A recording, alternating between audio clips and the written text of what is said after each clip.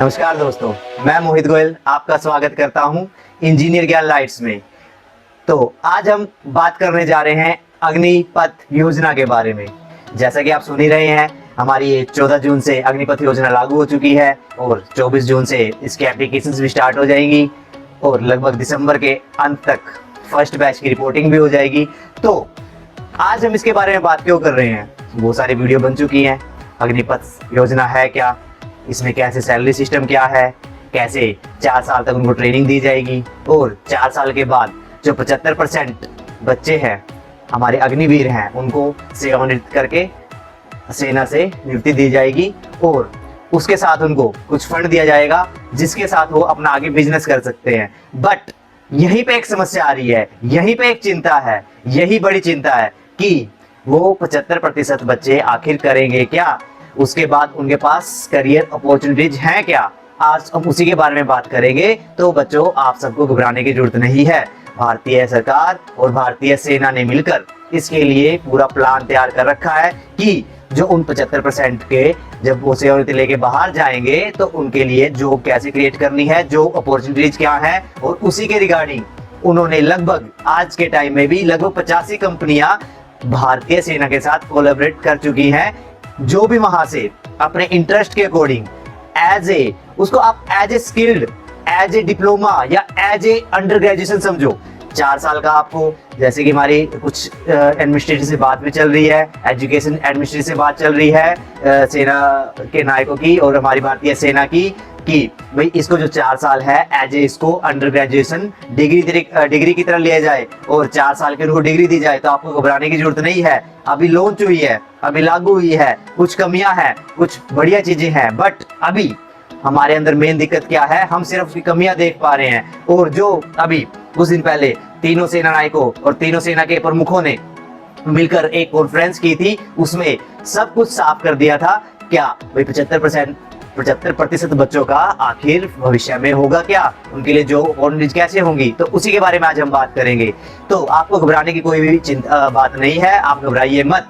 उनके लिए सबसे ज्यादा अपॉर्चुनिटीज है, जैसे कि अगर आप इंजीनियरिंग में जाना चाह रहे हो, आपका इंटरेस्ट इंजीनियरिंग में है, या आप मैकेनिकल इंजीनियरिंग में करना चाह रहे हो, कंप्यूटर इंजीनियरिंग में करना चाह रहे हो, सिविल इंजीनियरिंग में करना चाह रहे हो, इलेक्ट्रिकल, इलेक्ट्रॉनिक्स, किसी भी इंजीनियरिंग में आप करना चाह रहे हो, आपका इंटरेस्ट है, तो आपको आपके इंटरेस्ट के अकॉर्डिंग आर्मी की ट्रेनिंग के साथ साथ आपको वहां पर इस चीज की भी पूरी तरह से एजुकेशन एंड ट्रेनिंग दी जाएगी। वो भी एडवांस लेवल पे, जो नॉर्मल कॉलेज में होती है वो सिर्फ नॉर्मल एजुकेशन, बट एक तरह से आप समझिए army tech, advance, high tech, practical tech आपको नॉलेज दी जाएगी। तो आपका स्किल लेवल कितना ऊंचा होगा ये समझिए। और सिर्फ इंजीनियरिंग नहीं, आप अगर एंटरप्रेन्योर करना चाहते हैं, कोई बिजनेस करना चाहते हैं, बिजनेस सीखना चाहते हैं, तो उसके लिए भी आपको वहां पे बिजनेस करना सिखाया जाएगा, कैसे एंटरप्रेन्योर काम करते हैं, कैसे बिजनेस काम करती है, कैसी कंपनीज काम करती है। तो आपको आपके इंटरेस्ट के अकॉर्डिंग हर तरह की वहां पे स्किल एंड एजुकेशन के लिए ट्रेन किया जाएगा। और आप 4 साल वहां से 4 साल के बाद सेवानिवृत्त होने के बाद अपनी स्किल्ड, और यहाँ तक कि 85 कंपनियां जैसे कोलैबोरेट कर ही चुकी हैं,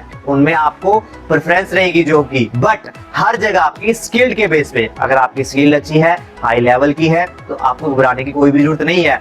और आने वाले टाइम में ये कंपनियां बढ़ेंगी ही, और इन कंपनियों के साथ साथ हमारी जो स्टेट पुलिस है, लगभग 4 स्टेट्स तो ऑलरेडी इसके साथ सहमति दे चुके हैं कि 4 साल के बाद हर एक अग्निवीर को पुलिस में भर्ती के लिए प्रायोरिटी रहेगी उसमें। और साथ के साथ उसमें अभी प्रायोरिटी के साथ साथ बात चल रही है कि उनको कुछ ना कुछ परसेंटेज उसमें एडिशनल बेनिफिट्स भी दिए जाएंगे। तो आपको किसी भी तरह से घबराने की आवश्यकता नहीं है।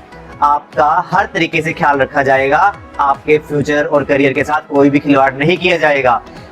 चाहे भारतीय सरकार एक बार आपके बारे में सोचना छोड़ भी दे, बट भारतीय सेना कभी भी आपके बारे में सोचना नहीं छोड़ेगी। वो सिर्फ आपके साथ 4 साल के लिए नहीं बंधे हो, लाइफ टाइम के लिए, जीवन भर के लिए उसकी जिम्मेवारी बन चुके हो। और सिर्फ इतना ही नहीं, आने वाले भविष्य में इसके लिए बहुत सारी अपॉर्चुनिटीज भी तैयार की जा रही है, जैसा कि हम आने वाली वीडियोस में बात करते रहेंगे और आपको बताते रहेंगे। और दोस्तों, आपको बार बार मैं यही बोल रहा हूँ, घबराने की जरूरत नहीं है, घबराने की जरूरत नहीं है। और ये आप बिना नॉलेज के किसी की बातों में आकर, किसी कोचिंग इंस्टीट्यूट वगैरह की बातों में आकर, स्पोर्ट्स अकेडमी की बातों में आकर ऐसा कोई भी डिसीजन ना लें, क्योंकि भारतीय सेना के प्रमुखों ने साफ साफ हिदायत दे दी है, अगर कोई भी नागरिक या कोई भी बच्चा इन दंगों में दंगे करते हुए पकड़ा गया या इनके खिलाफ कोई भी FIR दर्ज हुई पाई गई तो उनको कभी भी सेना में भर्ती नहीं किया जाएगा। और सेना की तो आप जानते हैं बुनियाद ही है अनुशासन। तो आप भी सोचिए, जो हमें दंगे कर रहे हैं, ठीक है, बकाये में आके, ठीक है, नॉन एजुकेशन के कारण, नॉन अज्ञानता के कारण, और जो हमारे इंस्टीट्यूट्स वगैरह हैं, कुछ कोचिंग अपने फायदे के लिए बच्चों को गलत हिदायतें दे रहे हैं, गलत उनको डायरेक्शन दे रहे हैं, तो उनसे बचिए और ध्यान से जो सेना की प्रमुखों की कॉन्फ्रेंस हुई है उसको सुनिए, सारी हिदायतें सुनिए। हर एक नई चीज आने में कुछ कमियां होती हैं, कुछ फायदे होते हैं, तो कमियां टाइम के अनुसार ही पूरी होंगी, धीरे धीरे होंगी जरूर। आपका उसमें कोई भी नुकसान नहीं किया जाएगा और आपके फ्यूचर के साथ, कोई भी विषय के साथ कोई भी खिलवाड़ नहीं किया जाएगा। तो मेरी यही आपसे रिक्वेस्ट मान लीजिए, आपका बड़ा भाई मान लीजिए, छोटा भाई मान लीजिए, लेकिन ऐसे दंगों में शामिल मत होइए, क्योंकि अगर आप ऐसे दंगों में शामिल हो पाए गए तो आपके लिए सेना के रास्ते हमेशा के लिए बंद हो जाएंगे। तो कृपा कर इन दंगों से बचें और जैसे जैसे इनके अपडेट्स आते रहेंगे, जैसा कि 24 जून को इसकी एप्लीकेशन स्टार्ट हो जाएंगी और 24 जुलाई तक इसकी एग्जाम्स डेट्स आने के बाद और इनके एग्जाम्स के लिए सेंटर्स खुल जाएंगे और एग्जाम्स, जो फर्स्ट बैच के एग्जाम्स हैं, परीक्षाएं हैं, वो आरंभ हो जाएंगी। और दिसंबर के अंत तक जो हमारा फर्स्ट बैच है अग्निवीरों का, वो उनकी रिपोर्टिंग स्टार्ट हो जाएगी और जनवरी से उनकी ट्रेनिंग भी आरंभ होने के पूरे चांस हैं। तो इसी के साथ मैं आप सबका धन्यवाद करता हूं और जय हिंद।